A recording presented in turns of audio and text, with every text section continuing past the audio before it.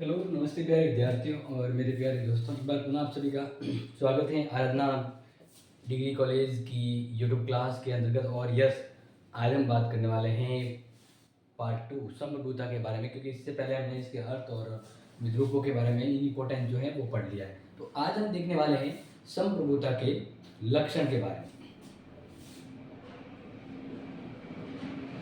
प्रमुख लक्षण। ठीक है, संप्रभुता के प्रमुख लक्षण, और ये बहुत ही इम्पोर्टेंट है आज का टॉपिक।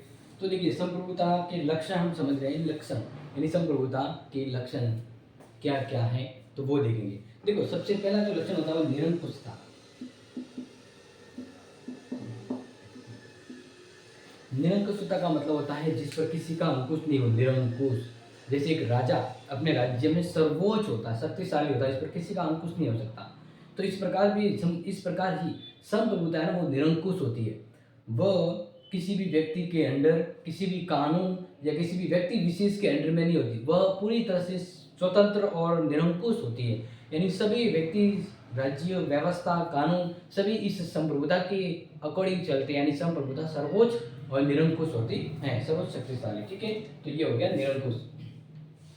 बात करते हैं टू। तो टू है मौलिकता। मौलिकता का मतलब होता है ओरिजिनलिटी।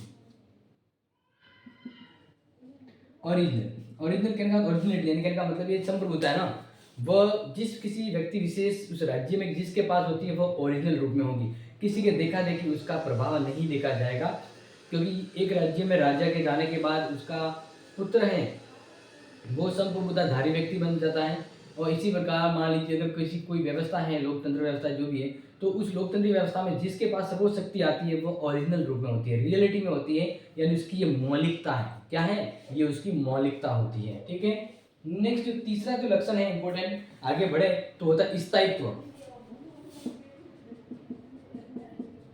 स्थायित्व का मतलब क्या होता है? देखिए, स्थायित्व का मतलब होता है परमानेंसी। ऐसा नहीं कि भाई जैसे राष्ट्रपति 2 साल के लिए बनता है, फिर मतलब राष्ट्रपति जैसे 5 साल के लिए होता है भारत में, तो 5 साल के बाद नया राष्ट्रपति आएगा, यानी संप्रभुता वापिस परमानेंट नहीं कह सकती। यानी ऐसा नहीं होता। जैसे लोकसभा 5 साल कार्यकाल होता है, लेकिन ये फिक्स नहीं है कि 5 साल ही हो, वो 5 साल से पहले भी भंग हो सकती है। लेकिन संप्रभुताधारी व्यक्ति या संप्रभु जो शक्ति व्यक्ति होगा वह स्थायी होगा। यानी जिस किसी के पास संप्रभुता की शक्ति होगी वह स्थायी रूप में होगी। ऐसा नहीं कि आज के लिए संप्रभुता है और कल किसी और के पास हो जाएगी, या पता नहीं कि कल संप्रभुता कहाँ रहेगी। नहीं, संप्रभुता जो शक्ति है वह जिसके पास भी होगी, यानी जो भी व्यक्ति संप्रभुताधारी बनेगा उसके पास शक्ति स्थायी रूप में रहेगी, और जब तक वह न चाहे संप्रभुता उसी के पास रहती है। यानी परमानेंट की संप्रभुता है वो, भले मान लीजिए गवर्नमेंट अधिकारी हो, एक राजा हो, या कोई भी व्यक्ति हो, जब तक संप्रभु है वो स्थायी होगा। मान लीजिए अगर संप्रभुता की जो शक्ति है वह चली जाती है तो वो राज्य, वो राजा समाप्त हो जाएगा। तो मतलब संप्रभुता है ना वो स्थायी रूप में होती है। जहाँ पे भी जिस भी रूप में पाई जाएगी स्थायित्व के रूप में, यानी उसका एक परमानेंट होगा, वो स्थायित्व एक गुण होता है। ठीक है, अभी नेक्स्ट बात करते हैं 4th नंबर पर, यानी इसके गुण में, वो है सर्वव्यापकता।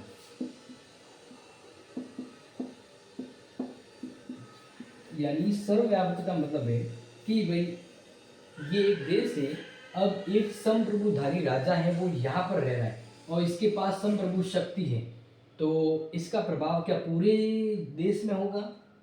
अगर एक शक्तिशाली सम्राट व्यक्ति या संप्रभुताधारी जो व्यक्ति है उसकी पावर, उसकी सर्वोच्चता, उसकी व्यापकता पूरे देश में है, तो उसे कहते हैं सर्वव्यापकता। बिल्कुल सही बात है। जैसे मान लीजिए आप जिस रूम में हैं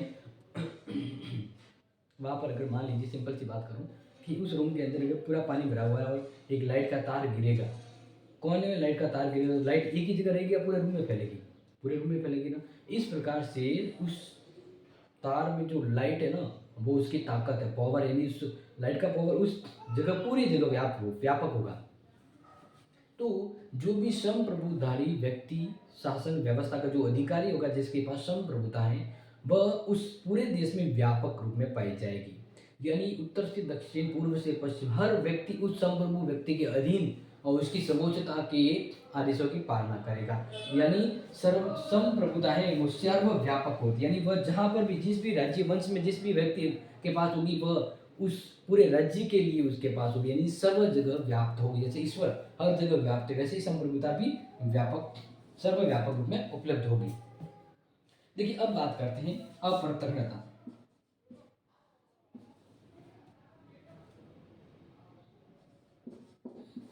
अपृथकता, अपृथकता का हम एक वर्ड ये भी ले सकते हैं, अपृथकनीय से रहेगा। अपृथकनीयता, अपृथकनीयता का मतलब है कि इसका दूसरा नाम होता है अदेयता। अदेयता यानी न दिया जा सकती।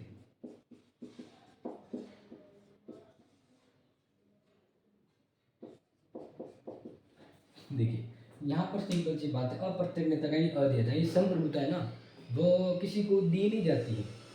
किसी को के ले आज कल ये संप्रभुता तेरे को, कल तू संप्रभुता ले लेना, नहीं।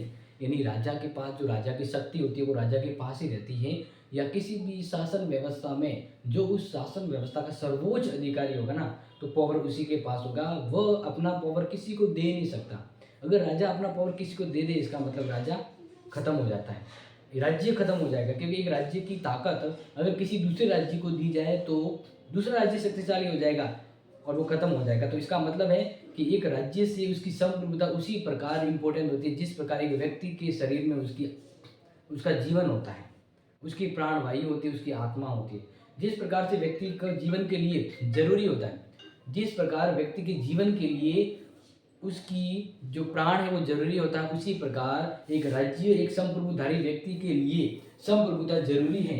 तो उस जैसे शरीर से आत्मा अलग नहीं हो सकती, मतलब अपना जीवन, शरीर से जीवन अलग नहीं हो सकता, उसी प्रकार राज्य से संप्रभुता अलग नहीं हो सकती, यानी पृथक नहीं हो सकती है। ठीक है, अपृथकता हो गया।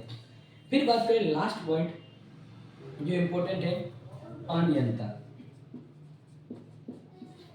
अनियंता यानी संप्रभुताधारी राज्य में एक ही रह सकते, यानी एक म्यान में दो तलवारें नहीं रह सकती। तो एक राज्य में दो ताकतवर संप्रभु व्यक्ति नहीं रह सकते। अनियंता, अनियंता यानी कोई अन्य नहीं हो सकता। अनियंता, अनियंता का मतलब अन्य नहीं, अन्य नहीं यानी कोई दूसरा नहीं। तो जो भी संप्रभु व्यक्ति होगा, एक राज्य में एक ही होगा, कोई दो व्यक्ति संप्रभु या दो राजा नहीं हो सकते। एक राज्य में दो राजा मतलब वो राजा नहीं, वो राज्य नहीं है, वह राज्य है ही नहीं। सिंपल सी बात है कि एक म्यान में जब दो तलवार नहीं हो सकती, एक जंगल में दो शेर राजा नहीं बन सकते, तो उसी प्रकार एक राज्य में दो संप्रभुधारी व्यक्ति नहीं रह सकते, दूसरा नहीं हो सकता, यानी अनियंता। और एक यहाँ पर और आपको बताएं, अविभाज्यता। अविभाज्यता का मतलब विभाजन, टुकड़े करना। कि भाई जैसे हुमायूं ने कहा कि भाई बाबर ने मुझे शक्ति दी है, पावर दिया है, ये सम्राट की गद्दी दी है, मैं सब बांट देता हूँ। तो सम्राट ने जब अपने पावर को, अपनी ताकत को चारों भाइयों में बांट दिया, तो एक समय ऐसा है वो खुद ही समाप्त हो गया। ठीक है, तो कहने का सिंपल मीन्स है कि विभाजन नहीं हो सकते। ताकत जो होती है, उसके ताकत के टुकड़े नहीं हो सकते। कि एक राजा कहेगी ये राजा है, वह इसके उत्तराधिकारी को अपना राज्य सौंपता है। तो एक राजा अगर अपना उत्तराधिकारी राज्य 4 बेटों में बांट दे तो वो 4 के 4 खत्म हो जाएंगे। यानी संप्रभुता शक्ति है वह विभाजित नहीं हो सकती, बांटी नहीं जा सकती है, वह पूरी रूप में एक ही कर्त रूप में पाई जाती। तो संप्रभुता शक्ति है ना, उसका एक प्रमुख लक्षण क्या है, अविभाज्यता।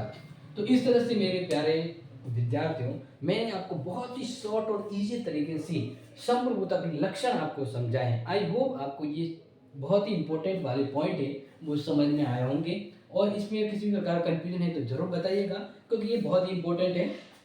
क्योंकि संप्रभुता के पार्ट 2 में हमें सिर्फ लक्षण दिखा है, निरंकुशता, मौलिकता, स्थायित्वता, सर्वव्यापकता, अपृथकनीयता जिसको अदेयता भी कहा जाता है, इसके अलावा अनियंता, और लास्ट में है अविभाज्यता।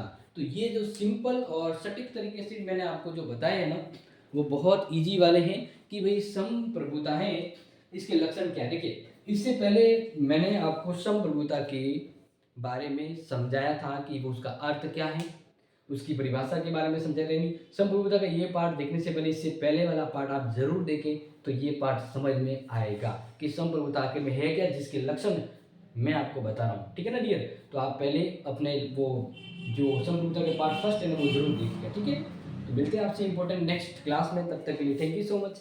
And take care.